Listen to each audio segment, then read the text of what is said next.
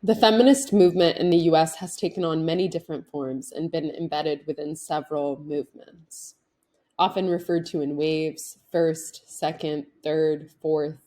We want to nod to the so called second through fourth waves while also problematizing these limited notions of four neat movements. Most overtly beginning in the 1960s and 1970s and extending to this day, the cis middle class white woman identity of feminism was rejected by many in order to establish a more expansive and textured version of feminist ideology and movement, which centered on the firsthand experiences of Black and Brown folks. It brought increased scrutiny to the notion of biological sex or socially constructed gender itself as well.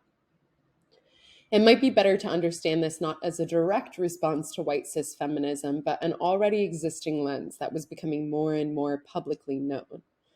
Rather than just isolating gender as a factor, these feminisms used an intersectional lens decades before Kimberle Crenshaw coined the term.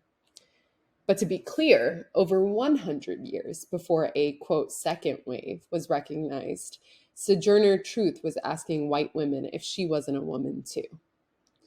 These queer and feminist movements brought to the fore trans and queer folks, as well as feminist icons like Kathy Cohen and Patricia Hill Collins, who helped us to understand queerness as a verb and as an existence outside of the notions of sexuality or gender.